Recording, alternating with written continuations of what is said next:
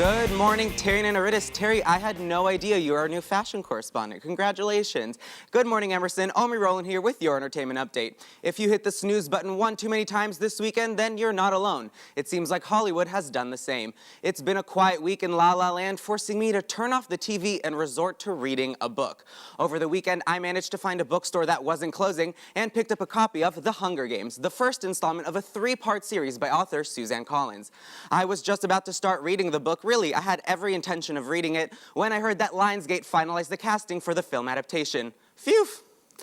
So I didn't manage to make a dent in the book, but I did read the back cover while standing in line to pay for it. The Hunger Games is about a post-apocalyptic world called Panem, located where North America used to be. Panem is run by a government known as the Capitol, and each year the Capitol chooses one boy and one girl from each district of Panem to fight to the death in a televised event. So think Road Rules or Fear Factor, but with a lot more on the line for the contestants besides their dignity and a chance of future employment. Lionsgate is hoping to make a franchise out of the series, so they put a lot of thought into their casting, and it seems like they've chosen some of Hollywood's best and brightest, including Jennifer Lawrence, Josh Hutcherson, and Liam Hemsworth. You may not know these emerging young actors by name, but you've definitely seen them in this year's Oscar-nominated movies. Jennifer Lawrence was nominated for Best Actress for Winter's Bone. Josh Hutcherson held his own alongside Annette Bening and Julianne Moore in Best Picture nominee The Kids Are Alright, and Liam Hemsworth played Miley Cyrus's love interest in this year's Oscar favorite, The Last Song. Okay, so I kind of lied before. There were things going on in Hollywood this week, but they were all surrounding Charlie Sheen. Let me be the first to groan. I'm as sick of talking about him as you're hearing about him, so I'll make this as quick as painless as possible, like ripping off a Band-Aid or spending a night with Terry Stackhouse. Okay, so Charlie Sheen and his ex-wife, Brooke Mueller, finally reached a custody agreement regarding their two boys, Bob and Max. But I won't bore you with the details because they all pretty much involve Charlie being sober. Next, the agreement was reached just in time for Charlie to start his My Violent Torpedo of Truth, Defeat is Not an Option tour, which is set to hit 22 cities. The tour that started in Detroit was supposed to be an honest take on Charlie's life, but Sheen did not hold up to his promise. Shocker. Instead, he read from a script, showed clips from his father's movie, and he got booed when this happened. Detroit was a good place to tell some crack stories.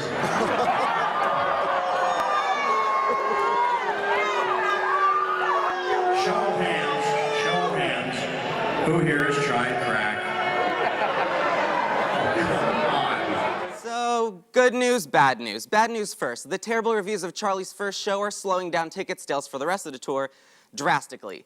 Good news, because sales are slow, tickets are only $24, so more people can afford them. And now it's time for a new segment I like to call If You're a Cat Lady. This segment is all about entertainment news that you really only care about if you're a cat lady. So let's get started. If you're a cat lady, then you care that Kate Gosselin was on the Today Show to promote her new K+8 special.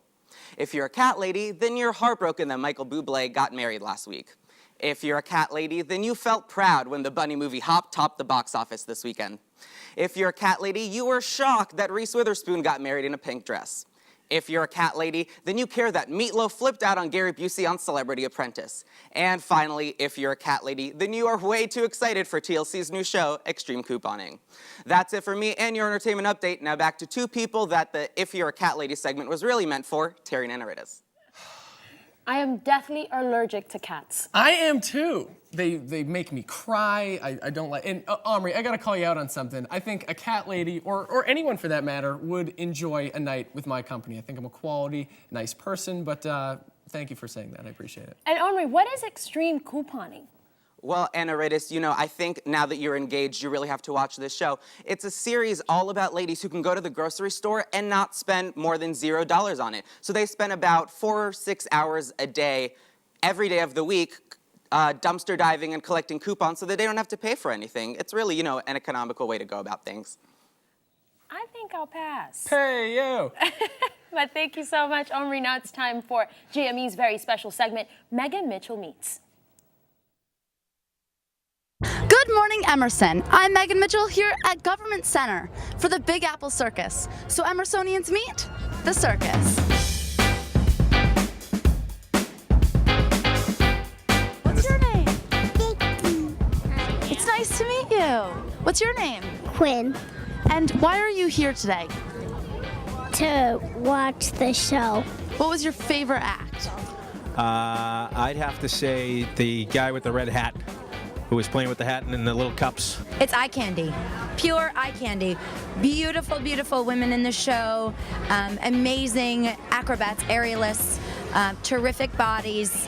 The animals are spectacular. They're adorable. You see great circus acts, but what you also perceive is that dancing is a shared pleasure amongst all those different cultures. Obviously, the circus is geared towards kids, but people my age can enjoy it.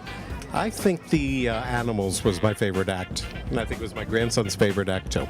'Cause the circus is coming to town. There are clowns, jugglers too. There's so much to see and do. 'Cause the circus is coming to town. Well, that was an amazing, unbelievably outstandingly cool show. Make sure to come get your tickets for the Big Apple Circus because it's here until May 15th. I'm Megan Mitchell, and it was nice to meet you. Wow, and who would have thought that Megan Mitchell could sing? I know, right? Gotta check Big out this surprise. circus. Thank you so much, Megan. We are now going to take our last commercial break, but when we come back, it is all about fashion with Jackie Johnson. Stay tuned.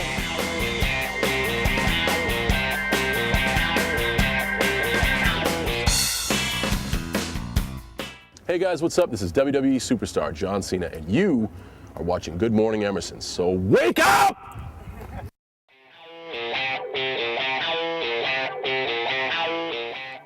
Welcome back to Good Morning Emerson. This morning we've got Jackie Johnson in studio for yet another fashion show. I'm pumped for this. How you doing today? I'm so excited to be here and talk about spring fashion with you guys. Right, and last time around we were talking about some of the winter fashion trends, but what are some of the trends that you see for spring as it's kind of getting warmer? Well, we definitely see bright colors, floral patterns for men.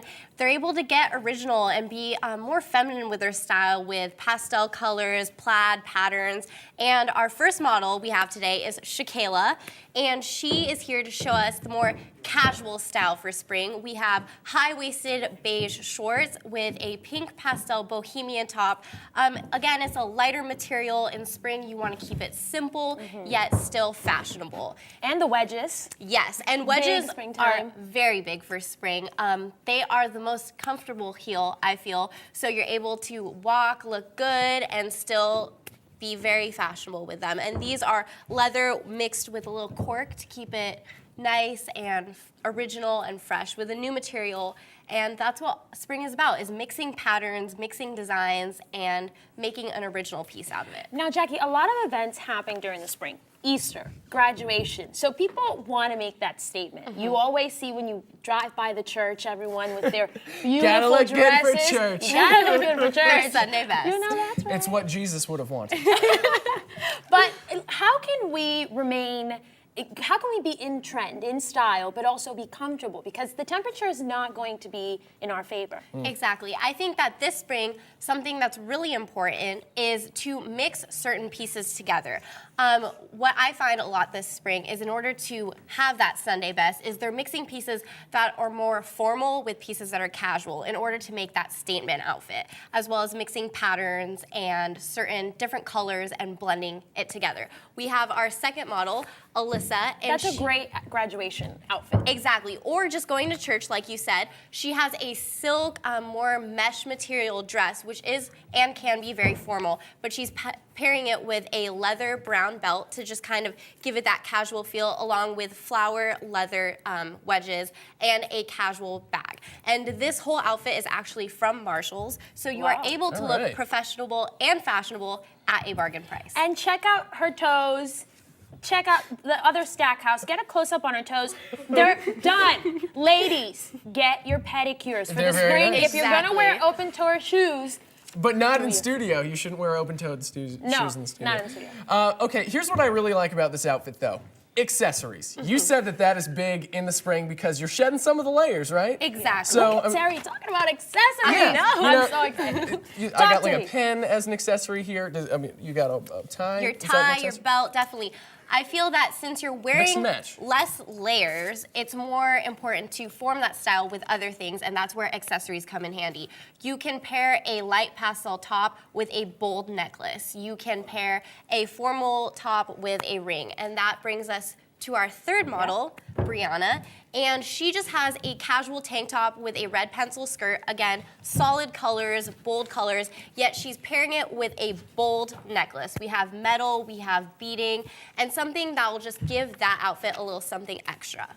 She looks great. And one of the themes during this fashion show has been this idea of being bold. For some of the men in our audience that want to look bold on Easter Sunday in their Easter best, what advice do you have for them? I definitely think be original. Go outside of the box. You don't have to stick to you don't have to stick to grays and blacks. You can pick colors, you can pick patterns, you can wear plaid, you can wear pastels, you can wear a bow tie. Just be original and have fun with it. I'll be wearing that bow tie like I'm Tucker Carlson. Unfortunately, that is all the time that we have for the show today, but tune in on Thursday when Steve Buckley from the Boston Herald is going to be in studio talking about the Red Sox. And make sure you check out all of the latest GME episodes and segments on YouTube. And if you haven't already, follow us on Facebook. Goodbye, everyone.